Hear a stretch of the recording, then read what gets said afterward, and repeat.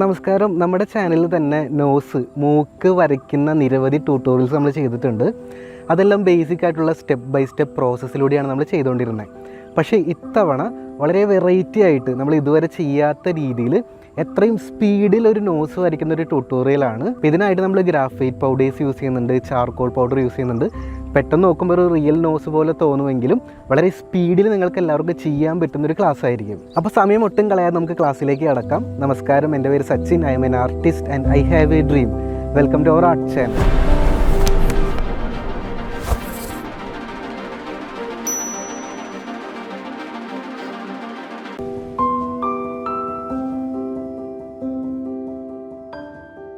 തുടക്കത്തിൽ തന്നെ നമ്മുടെ ഗ്രാഫൈറ്റ് പൗഡർ ഒരു കോട്ടണിൽ മുക്കിയിട്ട് നമ്മുടെ പേപ്പറിൽ മൊത്തം ഇതുപോലെ സ്പ്രെഡാക്കി കൊടുക്കുകയാണ് ചെയ്യുന്നത്. എക്സ്ട്രാ പൗഡറൊക്കെ ഉണ്ടെങ്കിൽ അതൊന്ന് ഈവനാക്കി സ്പ്രെഡാക്കാനായിട്ട് ബ്രഷ് യൂസ് ചെയ്യുന്നുണ്ട്.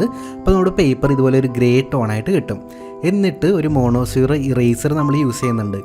മൂക്കിൻ്റെ ഹൈലൈറ്റ് വരുന്ന ഭാഗങ്ങൾ മാത്രം നമ്മൾ ഇറേസ് ചെയ്തെടുക്കുകയാണ്. നിങ്ങൾക്ക് വേണമെങ്കിൽ നമ്മുടെ നോർമൽ ഇറേസർ ഒന്ന് മുറിച്ചെടുത്തിട്ട് അതിൻ്റെ ആ ഒരു മൂർച്ചയുള്ള ഭാഗം അല്ലെങ്കിൽ അതിൻ്റെ ടിപ്പ് പോലത്തെ ഭാഗം വെച്ചിട്ട് ഇത്തരത്തിൽ നോസിൻ്റെ ആ ഒരു ഹൈലൈറ്റ് ചെയ്തെടുക്കാനായിട്ട് പറ്റും.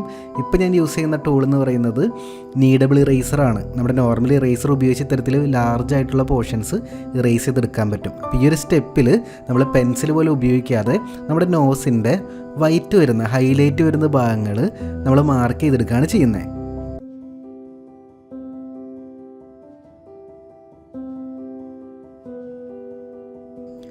സെക്കൻഡ് സ്റ്റെപ്പിൽ നമ്മൾ ചെയ്യുന്നത്, ഇവിടെ ഞാനൊരു ചാർക്കോൾ പെൻസിലാണ് യൂസ് ചെയ്യുന്നത്. നിങ്ങൾക്ക് വേണമെങ്കിൽ നിങ്ങളുടെ കയ്യിലുള്ള ഏറ്റവും ഡാർക്കസ്റ്റ് ആയിട്ടുള്ള ഗ്രാഫൈറ്റ് പെൻസിൽ യൂസ് ചെയ്യാം.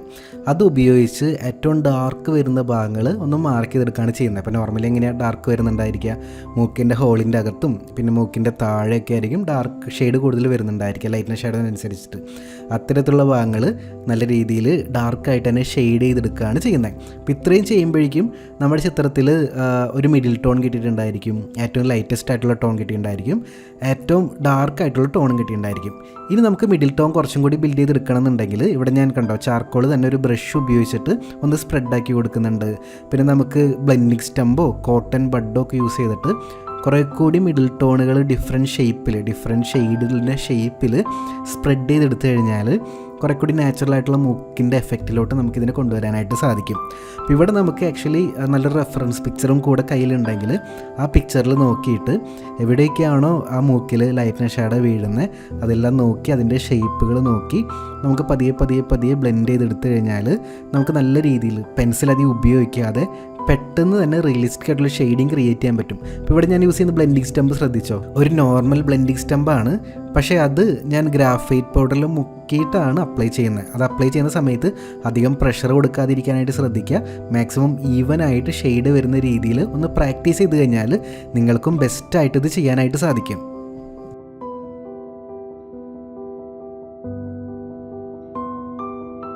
ഈ ഒരു ചിത്രം ഫിനിഷ് ചെയ്യാനായിട്ട് നമ്മൾ നേരത്തെ കഴിഞ്ഞ സ്റ്റെപ്പിൽ ചെയ്ത അതേ കാര്യം ഉണ്ടല്ലോ, സെയിം കാര്യം വീണ്ടും റിപ്പീറ്റ് ചെയ്ത് ചെയ്യാനായിട്ടാണ് പോകുന്നത്.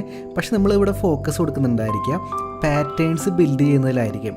പാറ്റേൺസ് എന്താണെന്ന് വെച്ച് കഴിഞ്ഞാൽ ഇപ്പോൾ നമ്മുടെ മൂക്കിൽ തന്നെ നോക്കിയാൽ മനസ്സിലാവും, ചെറിയ കുരുക്കൾ ഉണ്ടായിരിക്കും, സ്കിന്നിൻ്റെ ചെറിയ ടെക്സ്ചറുകൾ ഉണ്ടായിരിക്കും. അതൊക്കെ അതേപോലെ ഫീൽ ചെയ്യുന്ന രീതിയിലാണ് നമ്മളിപ്പോൾ ഷെയ്ഡ് കൊടുക്കുന്നത്. അപ്പോൾ വേണമെങ്കിൽ ചെറിയ ഡോട്ടുകൾ ഇട്ട് കൊടുക്കാം. ഹൈലൈറ്റ് വേണമെങ്കിൽ വീണ്ടും ഇറേസർ ഉപയോഗിച്ച് വീണ്ടും വൈറ്റിൻ്റെ ചെറിയ ഡോട്ടുകൾ ഇട്ട് കൊടുക്കാം. അങ്ങനെയൊക്കെ ചെയ്യുന്ന സമയത്ത് സ്കിന്നിൻ്റെ ചെറിയൊരു ടെക്സ്ചർ നമുക്ക് ഫീൽ ചെയ്യാനായിട്ട് സാധിക്കും.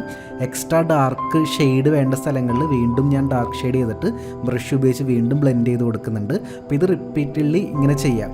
ശരിക്കും ഇത് റിയലിസ്റ്റിക് ആയിട്ട് ചെയ്യുന്ന സമയത്ത് നമ്മൾ റെഫറൻസ് പിക്ചറൊക്കെ നല്ല രീതിയിൽ ഒബ്സർവ് ചെയ്ത് ഓരോ ഡോട്ടും ഓരോ ഹൈലൈറ്റും എല്ലാം സെപ്പറേറ്റ് ചെയ്ത് പോകുന്ന രീതിയാണ് നമ്മൾ ചെയ്യാറുള്ളത്. പക്ഷേ ഈ ഒരു ചിത്രം ബിഗിനേഴ്സിനും കൂടി ഉപകാരപ്രദമാകുന്ന രീതിയിലാണ് ഞാനിത് അവതരിപ്പിച്ചിട്ടുള്ളത്. അപ്പോൾ നിങ്ങൾക്ക് പെട്ടെന്ന് നോക്കുന്ന സമയത്ത് ടെക്സ്ചറും കാര്യങ്ങളൊക്കെ ഉണ്ട്, ലൈറ്റ് ആൻഡ് ഷേഡോ കറക്റ്റാണ്, ഹൈലൈറ്റും എല്ലാം ഉണ്ട്. ഒരു മൂക്കിൻ്റെ ഒരു ഫീൽ കിട്ടുന്ന രീതിയിൽ ചിത്രം വരച്ചെടുക്കാനായിട്ട് സാധിക്കും. നിങ്ങൾ ഇതിൽ കൂടുതൽ ടൈം ഇൻവെസ്റ്റ് ചെയ്യും തോറും വീണ്ടും റിയലിസ്റ്റിക് ആക്കി മാറ്റാൻ പറ്റും എന്നുള്ളതാണ് ഇതിൻ്റെ സ്പെഷ്യാലിറ്റി. ഇപ്പോൾ ഞാൻ ഇവിടെ വരച്ചിരിക്കുന്ന മൂക്ക് കണ്ടോ, ചെറുതായിട്ട് ഉരുണ്ട ഷേപ്പുള്ളൊരു മൂക്കാണ്. നിങ്ങൾ ചെയ്യേണ്ട കാര്യം ഈ ഒരു മെത്തേഡ് മനസ്സിലാക്കി കഴിഞ്ഞാൽ ഗ്രാഫൈറ്റ് പൗഡർ നിങ്ങളുടെ വീട്ടിൽ തന്നെ ക്രിയേറ്റ് ചെയ്യാനായിട്ട് സാധിക്കും. ചാർക്കോൾ പെൻസിൽ ഓൾറെഡി കയ്യിലില്ലാത്തവർക്ക് ഡാർക്കായിട്ടുള്ള പെൻസിൽസ് യൂസ് ചെയ്യാം. കൂടാതെ ബ്ലെൻഡിങ്ങിനായിട്ട് ബ്ലെൻഡിങ് സ്റ്റമ്പ് ഇല്ലാത്തവർക്ക് കഴിയാത്തവർക്ക് ടിഷ്യൂ പേപ്പറോ കോട്ടൺ ബഡോ യൂസ് ചെയ്യാം. ഇപ്പോൾ നിങ്ങളുടെ കയ്യിലുള്ള മെറ്റീരിയൽസ് വെച്ചിട്ട് ഇതേ മെത്തേഡിൽ പെൻസിൽ ഷെയ്ഡിങ് അധികം ചെയ്യാതെ ഇതേ ഒരു മെത്തേഡിൽ നോസ് വരച്ച് റിയലിസ്റ്റിക് ആക്കാൻ പറ്റുന്നുണ്ടോ എന്നൊന്ന് ട്രൈ ചെയ്ത് നോക്കാമോ? ഇത് ചെയ്ത് നോക്കാനായിട്ട് താല്പര്യപ്പെടുന്നവർ താഴെ ഐ വിൽ ട്രൈ ദിസ് എന്നൊന്ന് കമൻറ്റ് ചെയ്തോളൂ. ആർട്ടിൽ പലപ്പോഴും നമ്മൾ റൂൾസ് അനുസരിച്ച് അല്ലെങ്കിൽ മെത്തേഡ്സ് അനുസരിച്ചിട്ട് ചിത്രങ്ങൾ വരയ്ക്കാറുണ്ട്.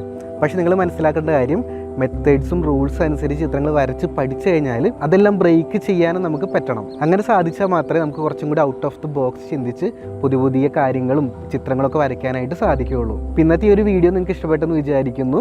ഇത്തരത്തിൽ ലിപ്പ് വരയ്ക്കുന്ന ഒരു ക്ലാസ് നിങ്ങൾക്ക് ആവശ്യമാണെങ്കിൽ, വെറൈറ്റി മെത്തേഡിലൂടെ ലിപ്പ് വരയ്ക്കുന്ന ക്ലാസ് നിങ്ങൾക്ക് ആവശ്യമാണെങ്കിൽ താഴെ ലിപ്പ് ഡ്രോയിങ് എന്നൊന്ന് കമൻറ്റ് ചെയ്തോളൂ. നമുക്ക് അടുത്ത ദിവസം മറ്റൊരു വീഡിയോ ആയിട്ട് വീണ്ടും കാണാം. എല്ലാവർക്കും നല്ലൊരു ദിനം ആശംസിക്കുന്നു. ബൈ. നമ്മുടെ ഓൺലൈൻ ആർട്ട് ക്ലാസ്സിൻ്റെ കൂടുതൽ വിവരങ്ങൾ അറിയുന്നതിനായിട്ട് ഈ സ്ക്രീനിൽ കാണുന്ന വാട്സപ്പ് നമ്പറിലേക്ക് ആർട്ട് ക്ലാസ് ARTCLASS എന്ന് ടൈപ്പ് ചെയ്ത് ഒരു വാട്സപ്പ് മെസ്സേജ് അയയ്ക്കുക. അതിനുശേഷം വാട്സപ്പിലൂടെ തന്നെ നിങ്ങളുമായിട്ട് ഇൻട്രാക്ട് ചെയ്തതിന് ശേഷം നിങ്ങൾക്ക് യോജിച്ച ആർട്ട് കോഴ്സിൻ്റെ ഡീറ്റെയിൽസ് ഞങ്ങൾ ഷെയർ ചെയ്യുന്നുണ്ടായിരിക്കും. സോ ആ സ്റ്റെപ്പ് ഫോളോ ചെയ്യുക, എന്നിട്ട് ക്ലാസ്സിലോട്ട് ജോയിൻ ചെയ്യുക.